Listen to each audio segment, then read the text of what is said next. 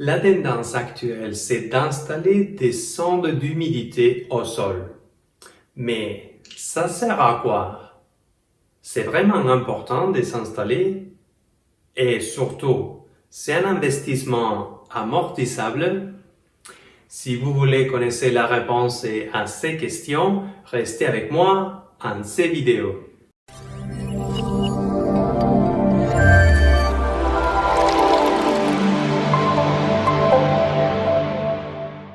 On va expliquer premièrement qu'est-ce que c'est une sonde d'humidité. Il s'agit d'une sonde qui nous permet de déterminer les contenus volumétriques d'eau à un sol, la conductivité électrique et la température du même. Pour avoir une meilleure idée, c'est une sorte de tube qui dispose de différents senseurs à différentes profondeurs et ce sont les senseurs qui allons déterminer toutes ces valeurs. Normalement, les sensors sont préétablis à 10 cm chacun et il y a différentes tailles de sondes. Par exemple, si vous avez une culture arbre avec un système radiculaire assez profond, on peut installer une sonde de jusqu'à 1,20 m de profondeur. Mais si par contre vous avez une culture maraîchage avec un système radiculaire pas trop profond, on pourrait installer par exemple une sonde de profondeur de 30 cm. Et quelle est l'utilité de cette information? La première des choses que nous allons savoir, c'est quelle est la quantité d'eau que nous avons dans notre sol et aussi comment elle est distribuée dans les profils pédologiques.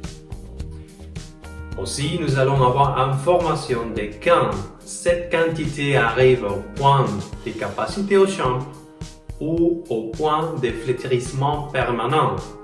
Je vous avais déjà expliqué ça dans une vidéo préalable. Je vous laisse ici les liens.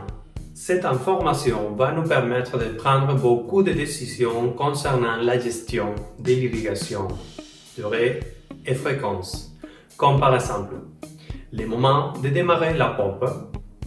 Nous pouvons indiquer à notre unité de contrôle de démarrer la pompe quand on arrive à une certaine valeur d'humidité au sol. Ou le moment d'arrêter la pompe. De la même façon, on peut indiquer à notre unité de contrôle que toutefois qu'on arrive à une certaine valeur d'humidité à une profondeur X, elle doit arrêter la pompe. Nous pouvons aussi savoir quand notre sol est trop chargé en sel et nous devons faire une irrigation de lavage. Comme vous voyez, il y a énormément d'informations que nous allons recevoir, mais surtout, il y a plus de décisions que nous pouvons prendre en fonction toujours de cette information. Par exemple, savez-vous que si on dépasse la capacité au champ et la terre est saturée d'eau, l'activité radiculaire de la plante va se réduire et pourtant on va avoir moins d'absorption d'eau par la plante? C'est curieux, hein? Quand nous avons plus d'eau à la terre, il y a moins d'absorption par la plante. Bon, je comprends que ça peut arriver à être un peu compliqué de comprendre et interpréter parce qu'à la fin, ce qu'on va avoir sont des graphiques. C'est pour ça qu'on recommande toujours d'avoir le support d'un ingénieur agronome ou quelqu'un de technique capable d'interpréter ces graphiques et déterminer quel est l'état de l'humidité, température et sel dans notre sol et comment ça va affecter à nos cultures. Mais ça c'est comme tout dans la vie, de plus temps vous passez avec votre sonde, de mieux vous allez interpréter les signaux qui nous envoient et comment ça affecte à nos cultures. Mais croyez-moi, si vous voulez avoir un contrôle total de vos cultures et réduire au maximum les gaspillages d'eau, de fertilisants, d'énergie, parce que tout volume d'eau qui n'est pas pompé, c'est de l'énergie qu'on va économiser. Et surtout éviter aussi de polluer les sols, la meilleure des solutions sont les sondes d'humidité. Et maintenant, si vous voulez savoir comment installer une sonde d'humidité, venez avec moi. Et voilà, nous sommes venus à la campagne pour vous montrer comment faire l'installation des sondes d'humidité sur les terrains. Avant de commencer, je voudrais vous mettre un contexte. Nous sommes dans une ferme de pistachiers de nouvelles plantations de la variété Kerman. La surface totale de la ferme c'est de 8 hectares et on compte avec un sol sablo-argileux plus ou moins. Il faut dire que l'agriculteur ne compte pas avec beaucoup d'eau. En fait, pour avoir une idée, les précipitations moyennes dans cette région, c'est de 350 mm par an, pendant qu'il peut obtenir des pluies autour de 150 mm par an aussi. Si vous comptez que les pistachiers ils ont besoin de autour de 700 jusqu'à 750 mm par saison, on peut comprendre que l'agriculteur il est un peu juste au niveau d'eau.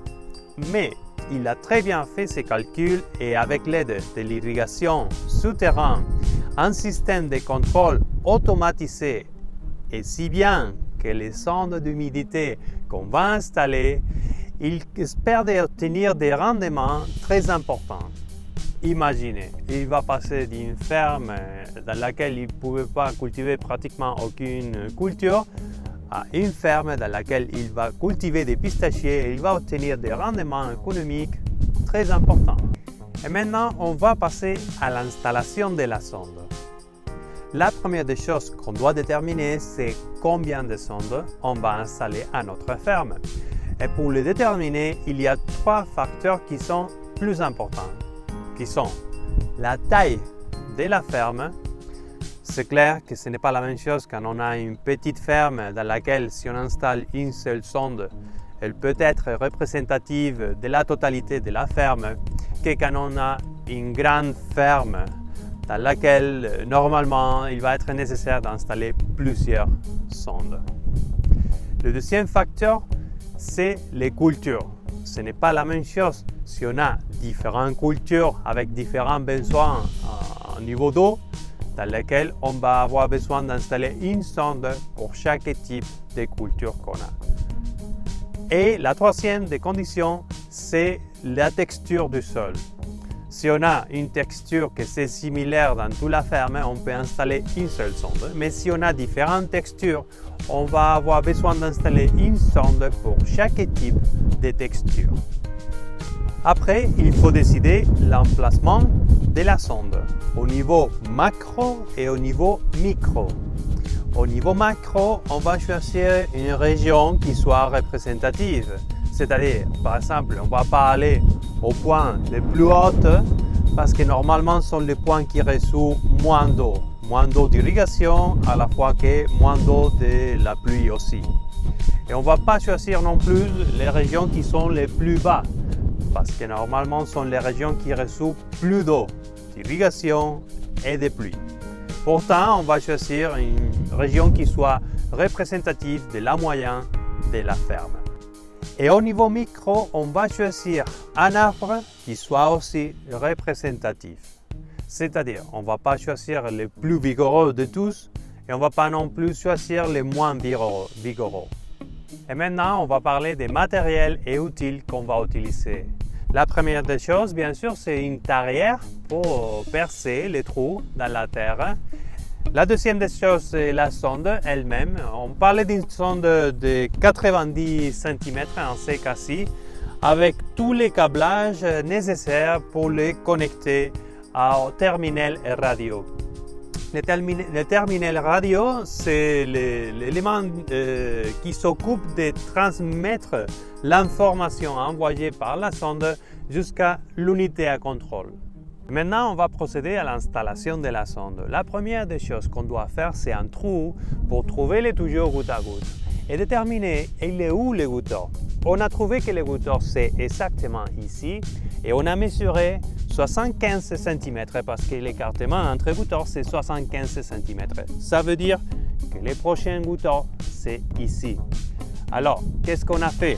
On a pris une distance de 20 cm du goutteur jusqu'à le trou qu'on va faire pour la sonde et en même temps 60 cm au tronc de l'arbre. Ça veut dire qu'au futur, la sonde sera dans les bulbes humides de l'irrigation en même temps que dans les systèmes radiculaires. et ça va nous donner une information plus précise. Pour installer la sonde, le premier pas, c'est faire les trous avec la tarière. Toujours qu'on a fait les trous, on va introduire la sonde avec beaucoup d'attention pour éviter de la damager. Après de l'installation de la sonde, on va préparer un mélange de terre fin, tamisé si possible, avec un peu d'eau, pour remplir les espaces qu'il y a entre la paroi du trou et la sonde. Comme ça, la sonde elle sera en contact direct avec la terre et elle va nous envoyer un signal plus exact. Toujours qu'on a fini d'enterrer la sonde, le dernier pas c'est connecter l'émetteur radio et l'installer sur les poteaux.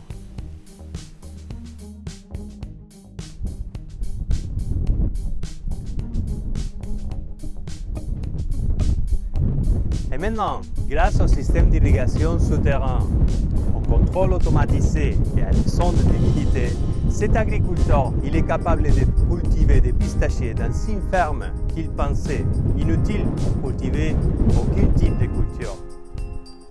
Si vous avez une ferme et vous voulez avoir des conseils de comment optimiser vos profits, vous pouvez faire tout simplement comme il a fait cet agriculteur, de nous envoyer un email et une équipe de spécialistes va vous visiter pour vous donner des conseils. Et pourquoi pas, votre ferme pourra être la protagoniste de notre prochaine vidéo.